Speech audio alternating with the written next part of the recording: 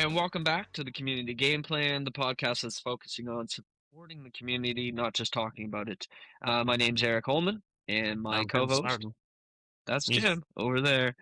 we're As usual, we're back. We're yeah, we're podcasting. back. We're here. We're different, a little different setup right now. Don't worry, it's not permanent. We just Temporary. It's all temporary. we're No, just I we're think with doing today something. We're we trying had a something.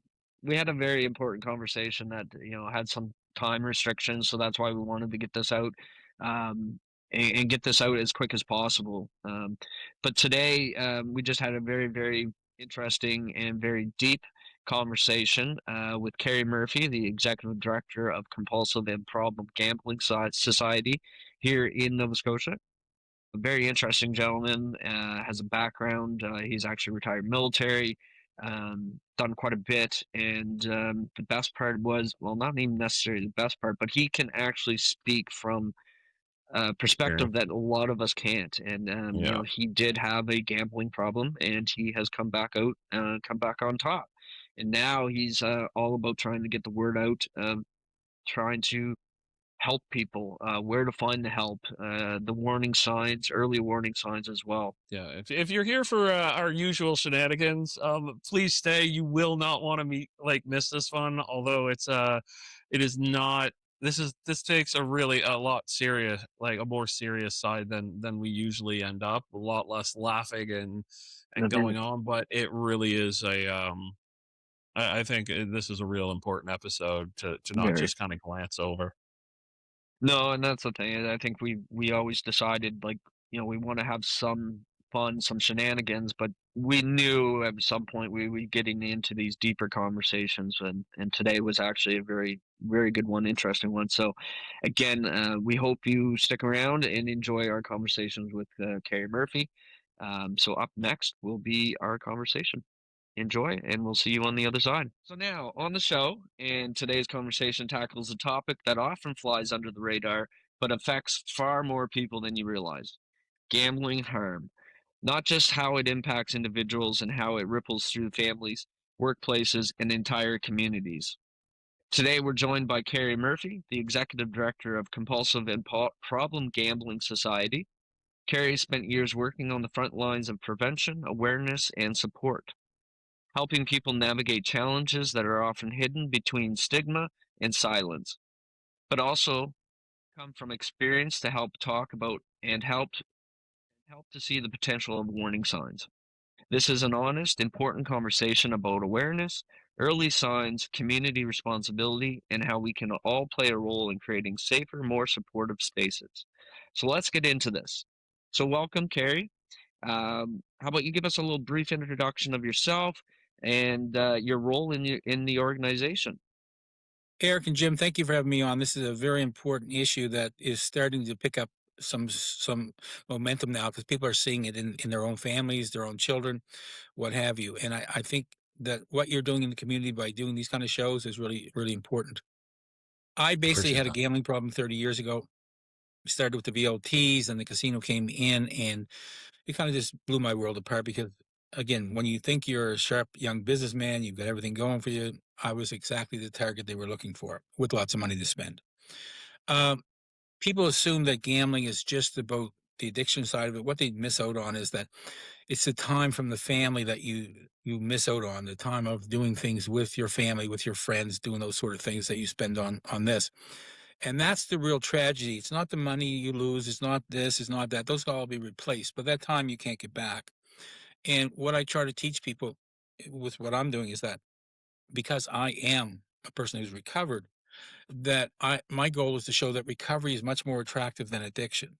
You get to go back to your family, you get to have life again, you get to enjoy it. And all it takes is just a little bit of learning on how not to go about doing the same mistakes you made in the past. Now, I've been fortunate that I've had some really good people help me along the way. But what's been missing is what I'm trying to do now is inform people earlier. I find in mental health all over the world, but especially in Nova Scotia, they wait till people get to the cliff. They're ready to fall off. And when they fall off the cliff, they send the ambulance in and try to fix them up.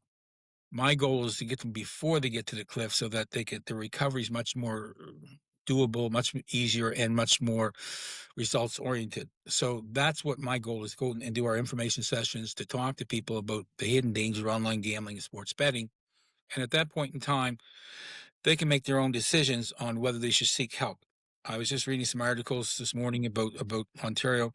You know, the amazing part, I'm just going to read this to you guys for 2 seconds, is that right now, $82.7 billion was bet in Ontario, and from 24 to 25, 3.2 billion in gross gaming revenue, 32% increase over the year before. Now, people don't understand the magnitude of this.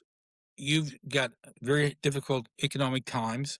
You've got a situation where in the 30s, when we had the Great Depression, guess what was the number one thing to do was gamble, because you could take a few pennies and turn it into money that you could, eat with. We're in that same situation. So you've got young people who are 18 to 30. Their rent is $700, but or 1,000, but they have 700. First thing they're going to do is say, "Hey, if I take $100 to go sports betting, I can make that 300 because I'm a pretty smart guy. I know sports." And guess what? 7 out of 10 times you lose. So now they're further behind trying to pay their rent. Well, that's what happens when you have a difficult economy, all the things that are happening, and you open all these Pandora's boxes. So that's kind of where I'm at, what I'm trying to accomplish now. I'm 65. I'm at the age where all I really want to do is let people get information that they can utilize. Same thing you're doing here. You're putting information out in the community. What people do with it is their business. But if I can help one person not go down the path I took, I'd be very happy. That's awesome. I have if I could roll back for a second, one thing that just Sure. already stood out to me where I haven't had a conversation with you before this was where you said that the recovery is more attractive than the addiction. I That is a really that's a great saying. I've never heard that saying or even anything Well, like it. So I was talking to just to add to that, I was talking to the Nova Scotia government, some people there, and I used that, and they asked me if they could use it. I just came up with that because 30 years of experience lets you see things that you shouldn't see, but you do. And if you can put it into a format that people understand, like the biggest thing, Jim, that I found, I go into nonprofits and talk to people who had drugs and alcohol problems. Well, now there's a real crossover where the gambling's included. So when I'm talking to them, the first line they always get taught and they always hear is hard work. It's not hard work. You got to lose that word. It's learning not to stick your finger in the socket. It's a very simple procedure because nobody wants to work. That's not really how. So you make it use different terminology. So again, where I came up with the idea of this is like, why wouldn't recovery be more attractive than addiction? Come on, the stress, the strife, the things you go through. Well, if I can show them there's an easy way to go find help, to utilize this if you catch it early enough. It's like cancer. If you catch cancer in the early stages, guess what? Your prognosis of getting better results at the end are much better. If you go too far in, guess what happens? Usually it's chemotherapy, whatever, and you usually don't make it through sometimes. This is my goal to say, hey, this early recovery is just a matter of information. There's sites out there, there's peer support lines, lots of things, but nobody knows how to get to them. That's what my function is. How can I show you where to go get help? That's it. But thank you for the compliment. I yeah, appreciate No, yeah, that. that's it's just great. I absolutely love that because that's what you hear with a bunch of stuff. It's like it's hard work. You have to work. You have to put every day, and they basically you feel like you're talked out of it before you ever start it. Exactly. Good point. That's exactly what happens. You're right. Right. And I think what happens, Jim, is very simple. Most of the people don't have what I have. I've lived through it. So it's like, if you talk to a veteran who's gone to war, how they see battle compared to people who've never been in the war. So I'm not saying that therapy isn't super important. All those things are. GA, Gamblers Anonymous is important. All those things. Where I'm trying to be is that extra little piece of the puzzle that says, okay, if I can get people information early that you're available and this is how they can go get help. My number one line I say to people who are in trouble is that I tell them the cavalry's not coming. Get on your horse and I'll show you how to get out of here. That's the reality. They need at Hmm. that point when they're so down and so beaten from the addiction, and it doesn't matter what the addiction is, drugs, alcohol, gambling, they just want somebody to just lead them somewhere where they can just get some peace. And that's what my role is I have people talk to me all the time and I talk to them, is that don't play with me. I've been doing this too long. If you really want some help, I can show you how to do it. but don't waste either one of our time unless you're serious about taking a shot at this. And yes, there will be pitfalls. Yes, there is some difficult situations, but when people see that you're trying to get better, they give you a second chance. They'll give you a chance to get better, but you have to give them a reason to do that. Yeah, that's great. I mean, from your experience too, it's you're talking about early signs and for our listeners, what are some things that they can do to help recognize the risks sooner, early warning signs, whether it's problem gambling or any other type of addictions that you've come across. Well, just to give you an idea, I went to a thing called Executrek, and that's for the military, where they come in and companies come in to talk to the military about the recruits and the reservists. Will they be able to get time? And then what services are available to the military? So I was lucky enough by Lawrence Conrad, who was putting it on, let me go in as a nonprofit to Compulsive Problem Gambler Society. So I met a lot of people there. And what happens is that most times the signs are so subtle with gambling. It's so different from drugs and alcohol. Okay. You can hide it so much better. And now with the online gambling, nobody even sees you at a VLT or sees you at the casino. So you're hidden. Then on top of that, you can order marijuana delivered to your house, 37% THC compared to 7% when I was young. You've got alcohol. So you're a casino's dream. You're inebriated and you're gambling. What more could you ask for from these corporations? Then on top of that, we've got the illegal sites, which are worse than the legal sites because they grab and steal all your information. Aki from credit union explained this to me, that she basically said, "Hey, you don't understand how much we have to go through to retrack all those things that are happening because they're stealing all the financial information of people." So when I go and talk, I especially promote that if you're going to gamble, at least do it on a legal site because you're not going to get trapped as badly as you are on some of these illegal sites. The biggest sign I think I can say to you is this: I had this, where that story started was, so a guy I met there was opening a shop up in Newfoundland, and he had this young guy who he gave my number to, 27 years old, working on the rigs. Okay. Well, he called, and what happened was his parents happened to see his credit card, saw what he was doing. And so we started talking, and he really did want help. So we started talking, and he's been doing well. I contact him every month to say hello, and he's doing really good. But I didn't realize this on the rigs, they can block those sites. So he can't gamble while Right. he's on the rigs. Okay. Why can't our government do those things? Why are we saying we're losing two? Like when I did the interview on Global, the young reporter, Mitchell Bailey, he found out that we're losing $200 million a year to illegal sites. Yeah, Okay. So that's I'm nuts. saying to myself, well, now think about that, $200 million. Okay. Why don't we shut these sites down? Why are they here? Why are they allowed to come in when, if you say the wrong word and it's hate speech, they shut you down. Why are we having so much difficulty? And there's also one more thing I'll pass on. There are apps that you can get now to block these sites coming through to your phone and your computer. So this is the thing I'm trying to get out there, the information I'm trying to get out, that there is solutions to these problems. And I think the biggest sign you see is a time factor. When people don't have time anymore to do this, they're too busy doing this, too busy doing that. So if there's a function, they don't attend because they're doing this. The problem with this whole situation is that you can still go to a party and gamble online while you're at the party. That's what's really people don't understand about the magnitude of this. If you before had to go get dressed, to go down to the casino, go to VLTs, whatever, now you can be at a party, go in the bathroom, do whatever, and do your stuff. And it's like, holy shit, look what we've done. Look at the door we've opened here. And there's no guardrails, no guidelines. Just sure, go ahead. You can handle this. So that's the biggest sign I think is the amount of time you start giving to other things instead of your family, your friends, and your life in general. And I Yeah, think that's great. we all know somebody. Like, I don't think anybody has a person in a group who they don't go somewhere and they're just quickly going to decide to bet on something, or you're at an event that you can bet on and somebody's betting on something. And I'm not saying that's all somebody with an addiction, but I'm just saying is there's a lot of people. I come from a family with addiction, like a background of Sure, addiction in my sure. family. We all do. We all do. Like, but that's it. It's the more you look at it, it's like I can't go to a casino and play. I can drive my friends there, but the minute I play, I know I'm going to play too much.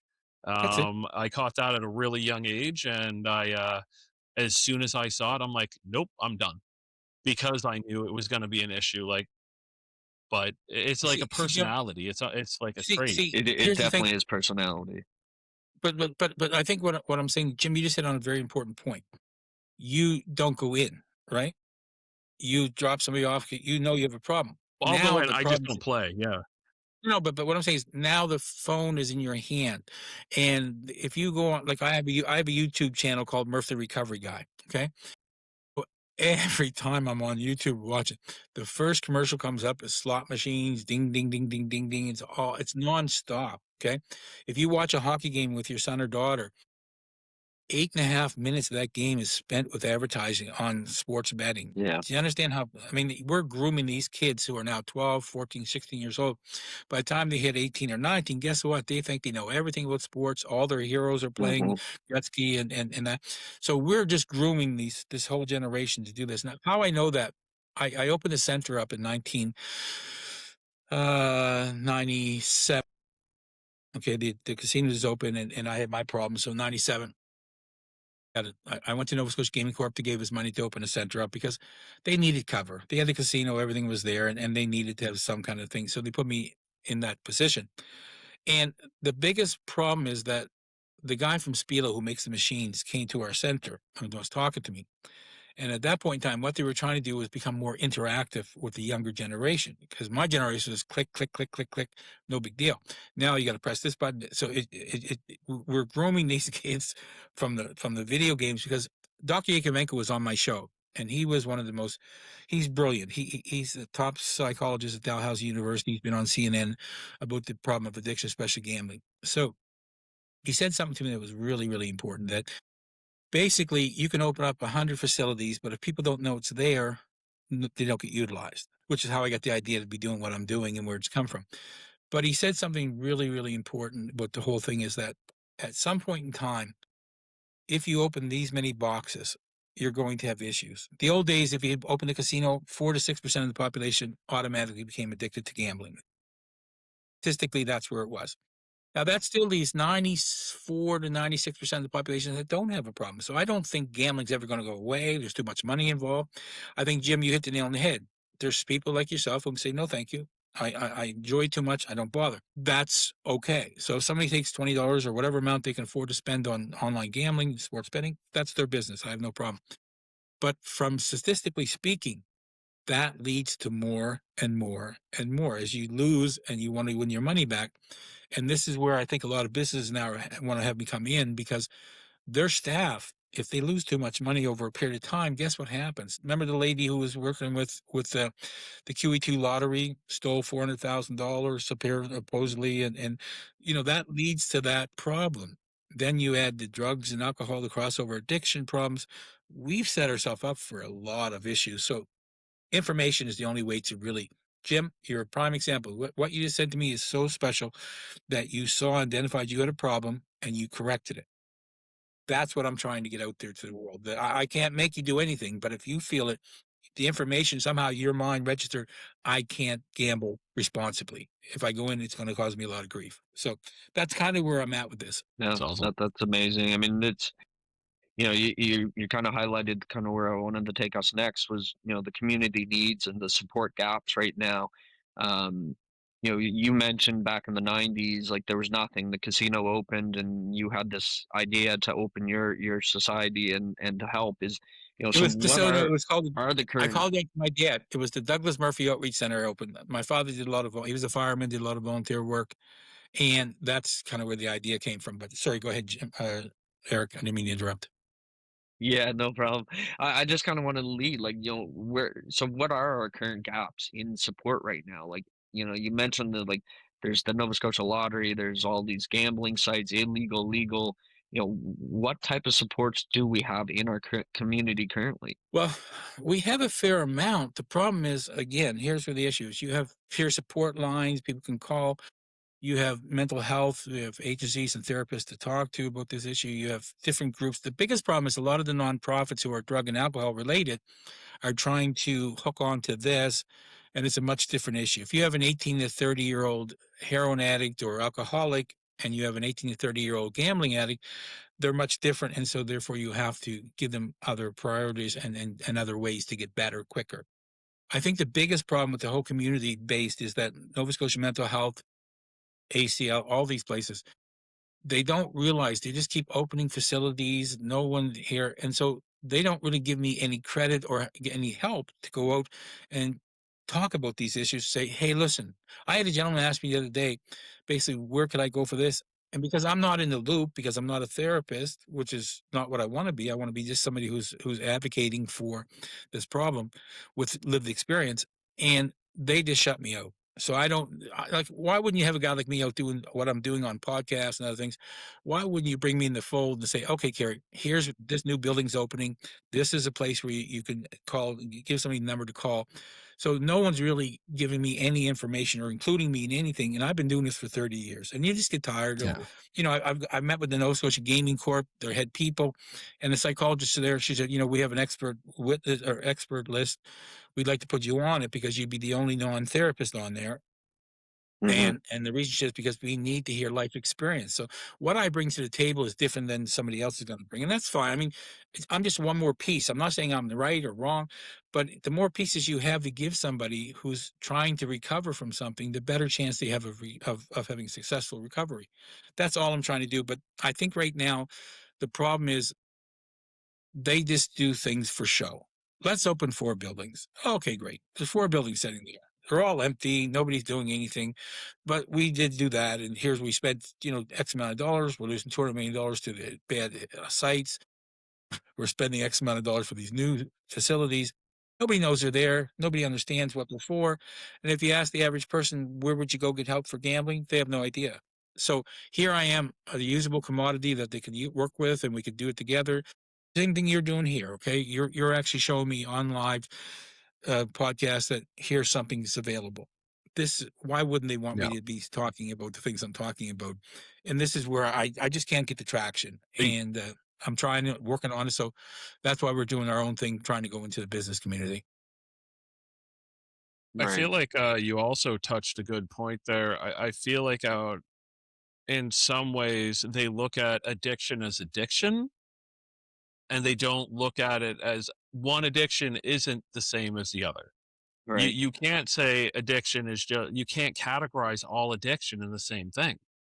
And like I think with this is like the gambling addiction isn't cocaine addiction, it isn't drug addiction, it Mhm. isn't like it isn't an adrenaline rush addiction. Like those are all very different things. They might have the same faces, but as soon as you remove that mask, it's something very different behind it. That's And right. like Well, see, they need to be yeah, treated different. Jim, I think that what I've been trying to preach for so long is this: is that if you go ahead and you're an alcoholic, you drink, and you're going to just pass out or party and go to bed and get up the next day, and that's it. Okay. If you are a drug addict, your body takes a beat and things happen, but you're really not doing it for anything that your mind could say other than pleasure. When you get a gambling addiction and you're trying to make money to make up for what you've lost, you've got that thing in your mind say, hey, I'm doing this for the right reason. Okay. So you can blow X amount of dollars. I had a friend of mine just blew $20,000 online, okay, one night. So what I'm saying to you is, and they're just average workers. So the amount of damage you can do to your life gambling is so much quicker than you can with alcohol or drugs. That's what makes this. Now, the good news is, after you do start to recover, you don't have the problem of the drugs and alcohol in your system. Your mind can clear up fairly quickly, and you can get back to the real world much easier than some other addictions. The problem is, like I said, we're at a point where we just there's too much money involved. The governments are getting so much money, and of course, that makes them be in a situation where they don't think the media is taking so much money. That's why do you think you see none of these stories? What how can there be this much going on? There's not one story about gambling, suicides, this. They're nowhere to be found. And I had somebody from Nova Scotia government who's media told me this a couple of years ago. They don't want this story out there. The governments are making so much money off of this that they don't want to have somebody like me. They don't realize I'm not anti-gambling. I'm just about responsible gambling. And that word is overused. And like you guys were saying, we've now also created a crossover addiction situation where it's not just the gambling, but we're using drugs and alcohol at the same time. So now we've got a much bigger problem than we had before, right?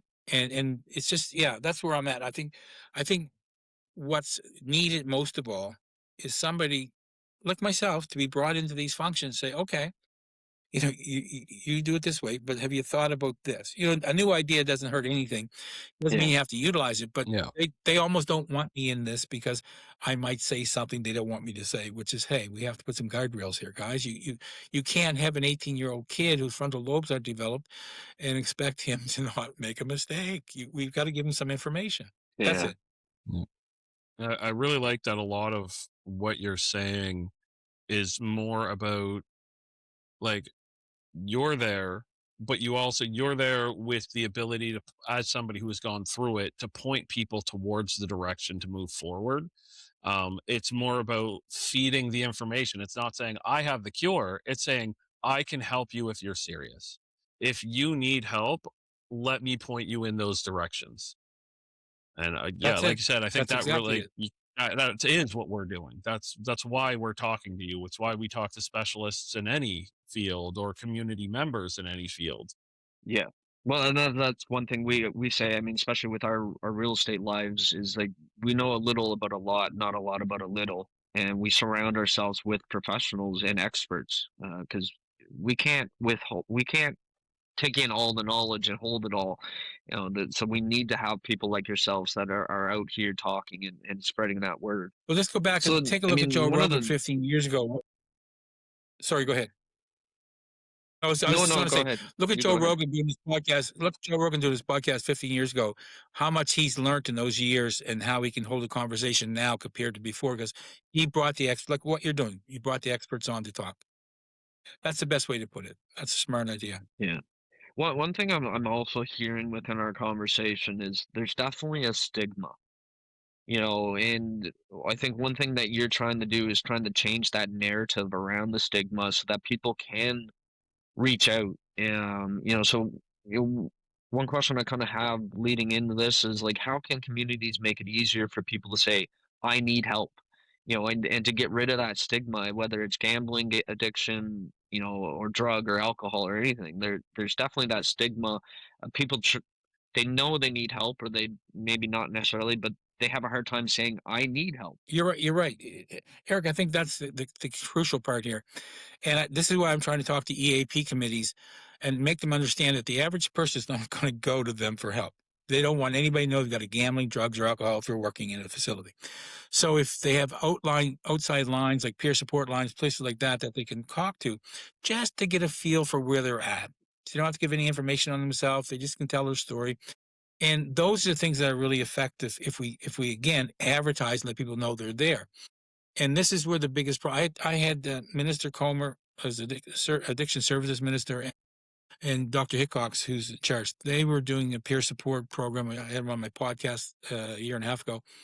And again, nobody knows those facilities are available because nobody like me is out there Mhm. talking about it. Nobody's doing it. And they just don't see the value of what you two gentlemen are doing today. Is you're highlighting something in the community.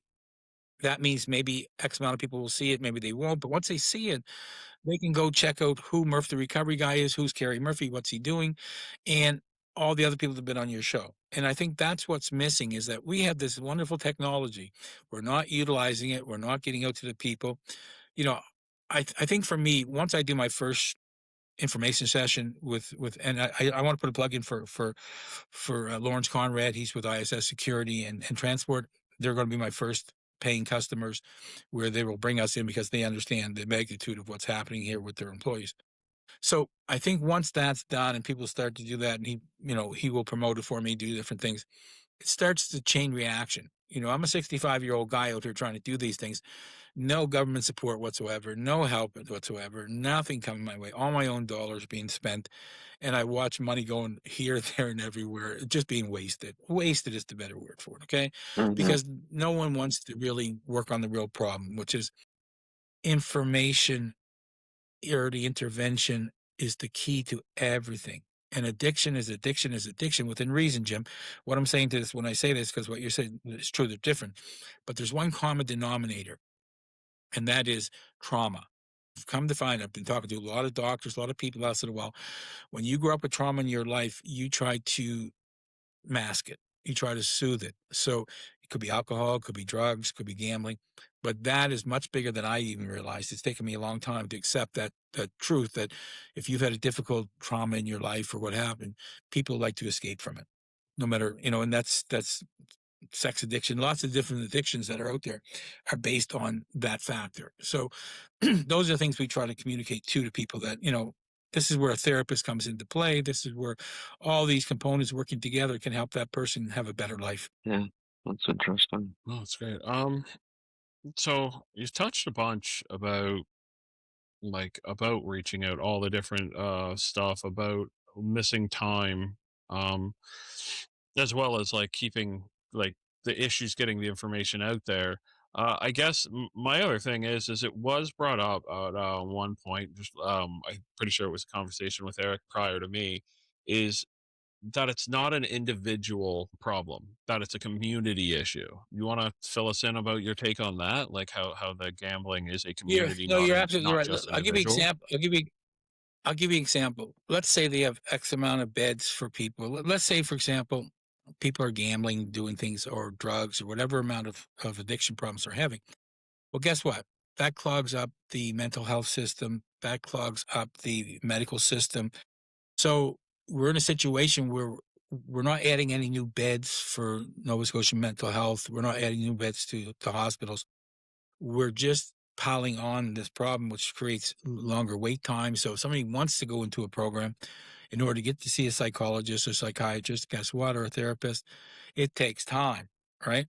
And so if we understand what we're doing and we realize we're opening this gap, your whole community suffers. Okay. So if the services aren't able to adequately deal with the problem, then we either have to add more to it. Like, Nova Scotia for years, we didn't have enough doctors. Well, now they're trying to create new schools to create doctors faster. So in this case here, we've opened all these doors without taking a look. And the community is the one gets punished the most because they have limited resources to work with, things they can do. When we start really adding to that, then guess what happens? You overload the system and nobody gets the help they should be getting, or it takes much longer. And so for me, if I can show them that by going in and talking to people, guess what happens? They go for help sooner, which means the recovery is much easier. There's much less to do and deal with. And that's where the community benefits. And that's why what you're doing today is so important, because you're opening the door up to say, hey, listen, there's help available. Here's what this gentleman's saying. Here's what we're saying. Here's how we can help you to get it. Well, that's a major advancement. It's early prevention. I mean, anything in life, if you can nip it in the bud. What Jim, your statement really is going to stay with me. The fact that you can't go in there without spending too much, so you drive people Yeah. there, and you don't gamble. Now, that's someone who has identified an issue, but you did it early enough where you're okay. If you went into the throes of gambling, lost your money, lost your family, lost these things, it changes your perspective on life. You have to realize that it takes time to recover mentally. Now, physically, financially, you can do that fairly quickly, but mentally, to a point where I tell everybody, I was down to a place called Two Denari, and I was talking to their people about this, and they have drugs and alcohol, but they're starting to do some gambling. So they brought me in to do my PowerPoint. And basically, what I said to them was very simple. Stopping isn't recovery. Stopping is just stopping. When you're recovered is when you can walk into a bar and see the alcohol and say, what was I thinking? See the VLTs, what was I thinking? And you just walk by without wanting to do it. Same as you going in the casino, Jim, and not really wanting to play. That's recovery. And when you get there, that's the most beautiful place in the world, because you understand what you did wrong, what the system is, and how to avoid it at all costs. And that's really what the whole thing comes down to. Willing to do what Jim has said early, sacrifice. Hey, I like the bells and whistles, but I know if I put that first $20 in, the rest of my pocket's going to be empty before I leave here. And that's really what it comes down to. True. Yeah. So congratulations, Jim. That's awesome. You're one step Thank further you. ahead than most.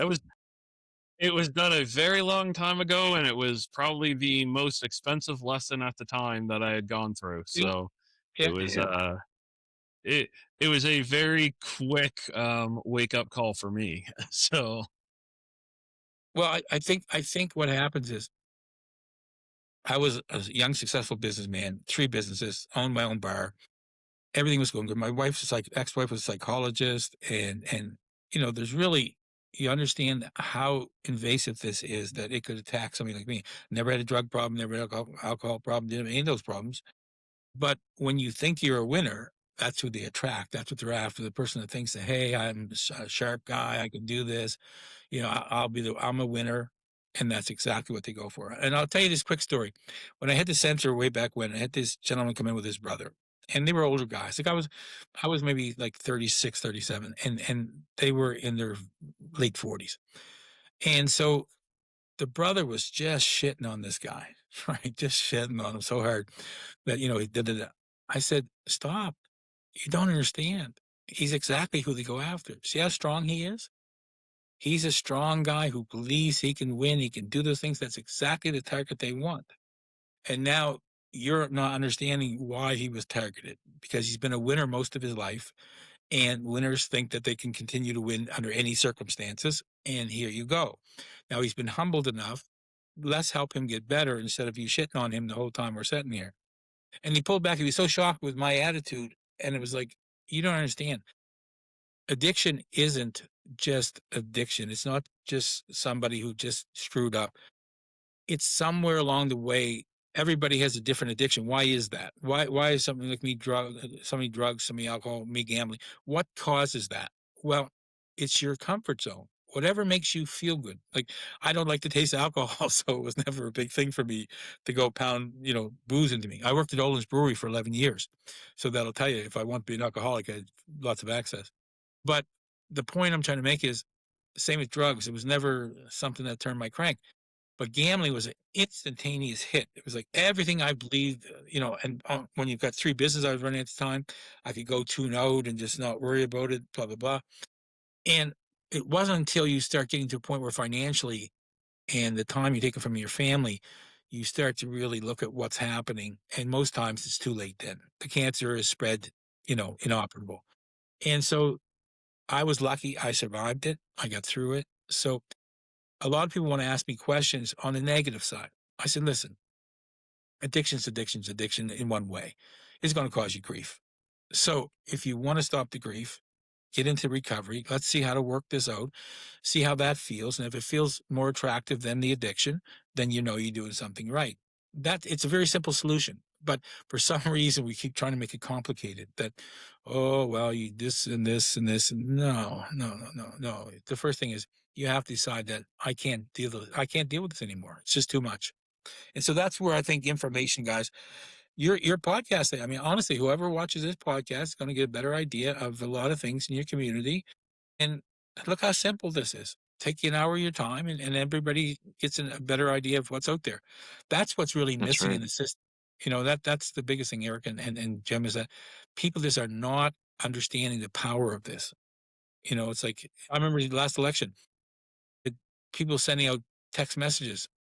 Are you voting for us? Can we give you a drive? Nobody's knocking on your door anymore. They're sending you a text message. And if you say yes, then they go knock on your door, right? So this is the first stage is what you're doing here. What I'm trying to do is like, look, I understand you're a psychologist or a psychiatrist, therapist. I understand you have a function here, but you have to understand that we have a function. What you're doing here today is so important.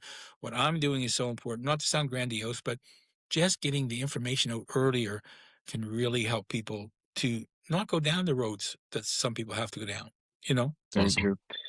Like you said, I mean, the accessibility of online gambling, the advertising, like you mentioned earlier about the, NHL hockey players that are advertising these online betting sites, and you said 14, 16-year-olds are watching this, like they're growing up with this. Jim and I didn't have that, when we No, were growing up. You didn't have that growing up. It no, wasn't in our face constantly, constantly, constantly. Um, and it's very rare we actually hear where the support is, where to go find the help. There is a podcast I listen to. It's a sports related podcast. At the beginning of every one of their podcasts, I actually wish I wrote it down, but they do actually have a warning saying, they talk about a society in Ontario that helps with gamblers, and addictive gambling and stuff like that. And so right before their show, they talk about it. I wish I actually wrote the name of that down, but that's the only one I've ever heard. You hear about where to gamble, but you don't find out or hear about where to get the help. But see, I think the biggest thing is what we're.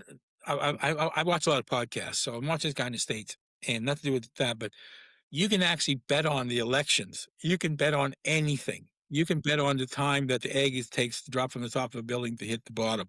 Now, think about this: the crack cocaine of all betting is when you can bet on the time of a goal. Put that in perspective, or a touchdown. You know what the odds against that are realistically? Astronomical. That you could pick at some point 522 of this period. This is, you understand how that's not even gambling. That's the crack cocaine of No. gambling. And we're allowing Yeah. that foolishness. And so a young kid, let's say he doesn't by some chance he wins and he wins a couple $100 based on that. Well, now he's a genius. He can tell all his friends, look what I did. I did this, I did this. And that's what the whole thing of this is the universities back in the day were actually some universities were taking money from these illegal sites to promote gambling in their facilities. Put that in perspective for a second. You've got 18 to 30-year-olds here. Same as the military. You can have I've been talking to the military trying to get in, but again, they always tell me the same story. Well, our EAP committees are taking care of this, blah, blah, blah. So why couldn't I just be another component of that? So I said to them, I said, you don't understand, 18 to 30 is the target market for these gambling sites. And on top of that, your recruits are 18 to 30 with money. So some young guys out on a ship, not anywhere near shore, or young girl, and they lose their paycheck gambling online. Like put that in perspective for a second. That you don't actually physically, there's no brick and mortar. You don't have to get dressed up and go out. You don't have to do anything. You can sit home in your slippers, have a puff of marijuana, or in this case, be on a ship.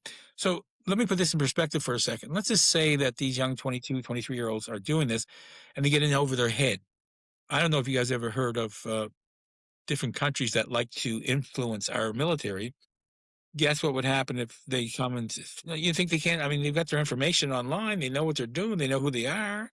Why wouldn't they contact, say, listen, we can look after your gambling debt if you do this for us? I mean, let's be realistic. Like, we're just not seeing the really far reach. I know that sounds, people are, oh, it's conspiracy theory. Okay, let's say you're right.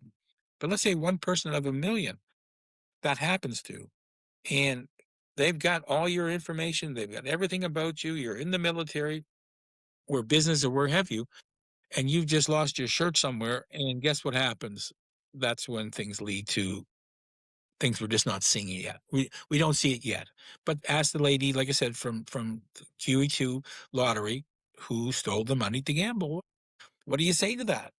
So that's Uh, where I think we're just not understanding the ramifications of how deep this rabbit hole is going to go unless we put some restrictions and put some rules in place. That's just my personal opinion. Not to sound like a conspiracy theorist. I don't want to go that far. No, really, I'm just to the point is like, is really is just saying if somebody came to us and said, "Hey, like, what's the one takeaway from it?" I'd love to hear what your one takeaway from all of this, or the one message you have to anybody right now that is listening or does decide to watch these clips from any of our socials. What do you have to say to those people? Well, I'd let them all know that I'm available to talk to you. And if you guys wouldn't mind posting my webpage and my YouTube channel, we Murph the will, Recovery Guy, just send me a of course. note. I'll get back to you. The thing is, there is help available, guys, and it's there. It's just finding out how to get to it. And I think now I'm breaking down the doors a little bit where the government and the Nova Scotia Mental Health are starting to see that I might be actually an asset instead of an opposition. And the thing I'll take from this whole thing is this: is that anybody suffering from any addiction, be it crossover or full gambling, drugs, or alcohol, there's is help available, but you have to want the help. You have to decide that I don't want to live this decrepit life anymore, running around trying to do the bad things. And I'm going to give recovery a chance. And if I see it's as good as Mr. Murphy's telling me, then maybe I might be able to recover also. That's the message I'd like to get out to people, that there is help available.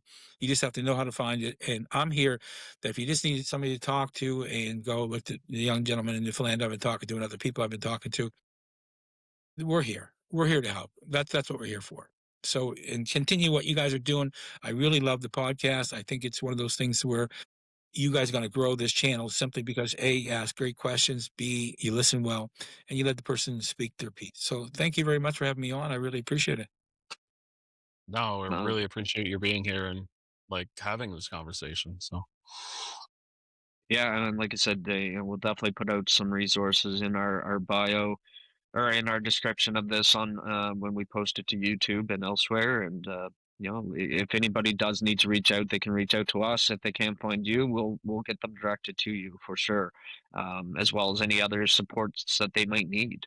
That's the biggest thing. That's why we wanted to do this talk today, and part of the community game plan is to spread the word. And remember, guys, it's not just our community. This goes out the whole country, goes throughout the whole world right now. Some of the things you're doing, you're not realizing just how prevalent this is in our situation, because it's not just in Halifax, Nova Scotia. This is throughout the whole province. You can be in Yarmouth and be on your phone and lose a fair amount of money. Okay, you don't have to drive to the casino. You don't have to drive to the VLTs. It's there. And I think what you guys are doing are just highlighting some really good issues. And I thank Jackie so much for telling you guys about me and what we're doing, and Introducing having me us. on. And I Yeah, think Lawrence Conrad would be a good person for you guys to do next. He does a lot of community work. He does a lot of work for a lot of different things. So I'll talk to him. He's the gentleman who's going to have me come into his. And if you guys want to have a really good, well versed person, he's the guy. Just putting a plug in for yeah, him because wonderful. he's a good one. Wonderful. we're Thank you for always having me open on. for more conversations. Anything that can help. Yeah, No, no, I this is appreciate awesome. that. So yeah, so again, thank you very much for joining us. I think it's something that needs to be continued, and conversations like this matter. So make sure, because awareness leads to understanding, and understanding leads to action is the biggest thing. So if you're listening today and something in this episode resonates with you, know this: you're not alone. The support is available, whether it's for yourself or someone you care about. Reaching out is a powerful first step. So we're going to include today, as I said, some links and resources from the Compulsive and Problem Gambling Society in the show notes. So please take a moment to check those out.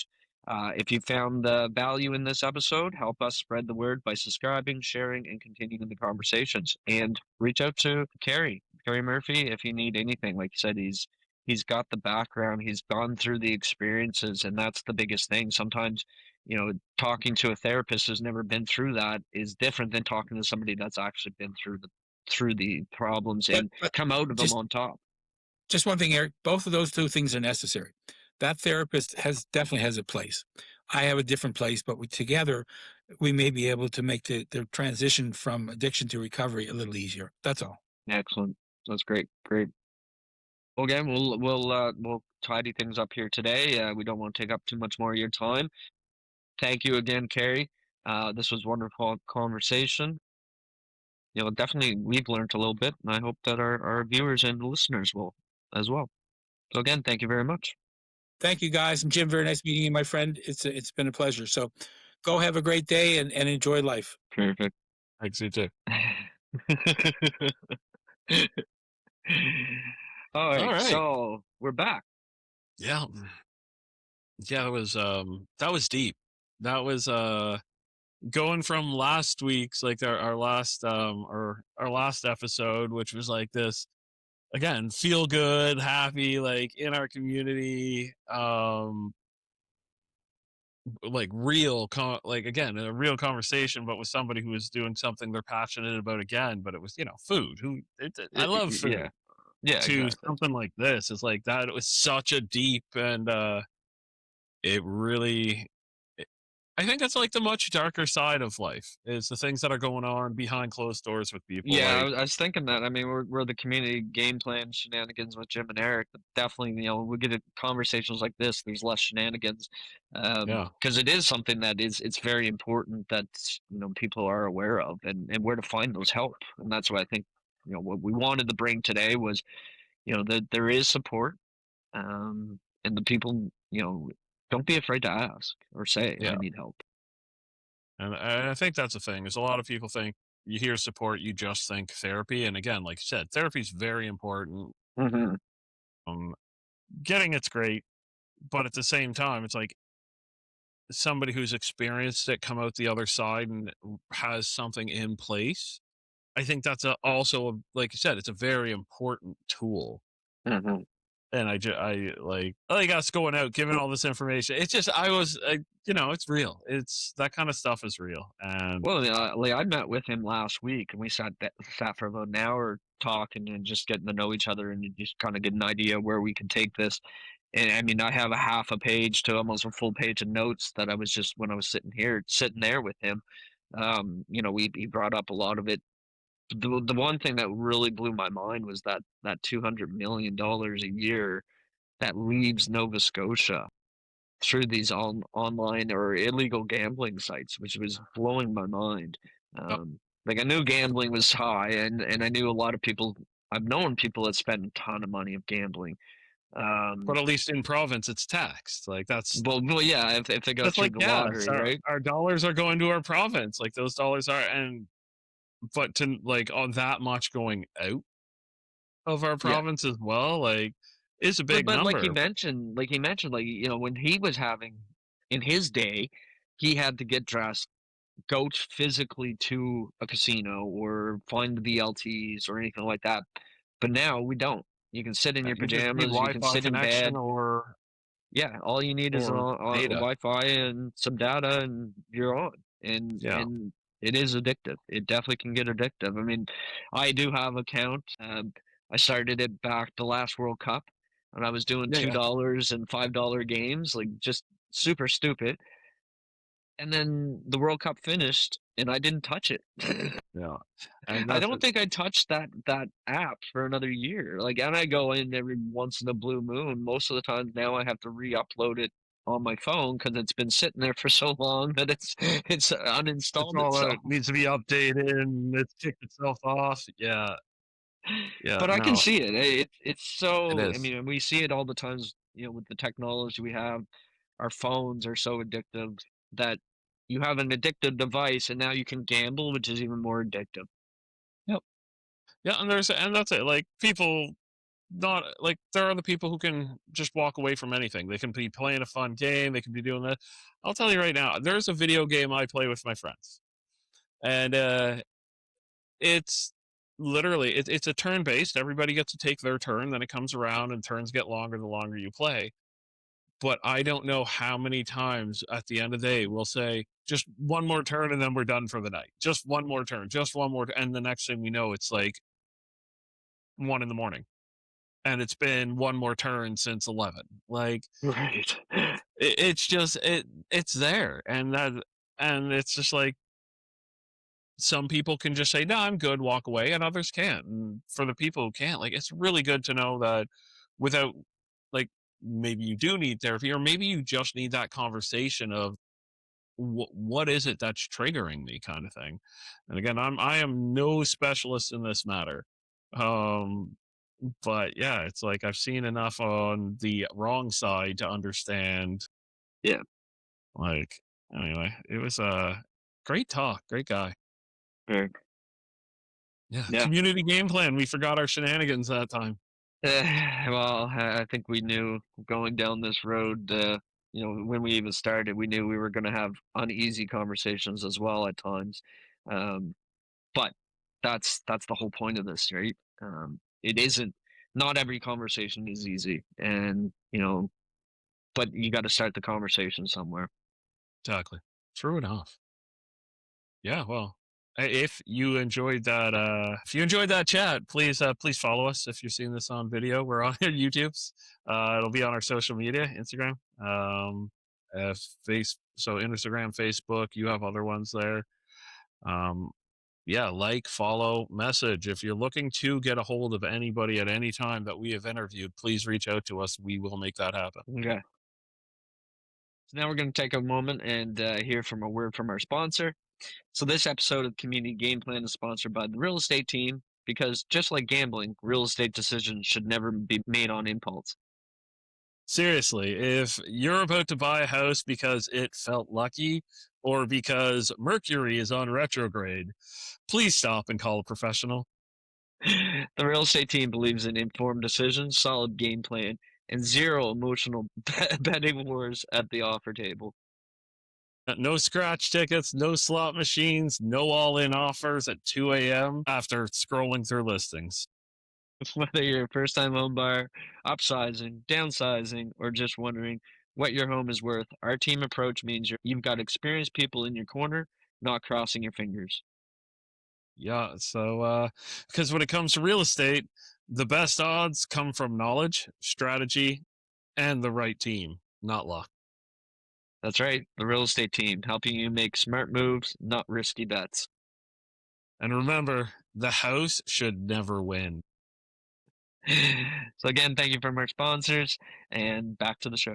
And we're back. So I hope you all enjoyed our conversation with Carey Murphy, the executive director for Compulsive Gambling and Compulsive and Problem Gambling Society. That is a mouthful, It is. but Needs an acronym. it does. And it Don't is. make one because It's it won't work, no. but it needs one. So again, we're just gonna wrap this up today. Again, like I said, we said earlier, like we are ourselves. We want to have some fun, but we are going to dig deep into some of these types of conversations again in the future. So we really hope you enjoyed it. So if you are looking for anything from us, please reach out to us. You can find us anywhere across social media: Facebook, Instagram, LinkedIn. I'm on Blue Sky. I don't think Jim is, but I do throw some of our stuff up there. The biggest thing is, though, like, subscribe to us on YouTube, and give us a follow or anything on any of your podcasts, because we do this. We have our video version that we do throw on YouTube, but we do service this audio version on podcasts on all the major podcast services. So make sure you look out and search the Community Game Plan, and you'll find us anywhere and everywhere. Yeah, it's like I honestly, we're fun to listen to. We don't just like hearing ourselves. We actually have stuff to say now and then. So yeah, we do have some information that is probably quite helpful to many, and as we continue on this episode or on this adventure of podcasting, as we mentioned before, we are adding in a second podcast a month, so that will be coming out later every month, and that's going to be more focused on the real estate side. So our other lives, our main lives, which is real estate. So we're actually going to be starting to bring in, the experts that we work with. Plus, we're going to be looking at other agents right across Canada, which is going to be pretty interesting too. Yeah. So make sure you stay tuned. So again, my name's Eric Holman. Jim Smartin. Could cue you on that one. So thanks again for listening to the Community Game Plan, and we hope to see you out again on the next one. Thanks Or again, just for you everyone. to see us or listen to us. It's great. Or if you don't want to listen to us, hit stop real quick. Yeah, right. Or just hit mute and watch us. We need the likes and follows. Yeah, so make sure you give us a like, give us a thumbs up, subscribe, all that fun stuff, and we'll see you guys on the next one. Thanks again. Take care. Good. Yeah, so I think we're good. Unless you Yeah. want to do anything. I Retake. think we did good. No.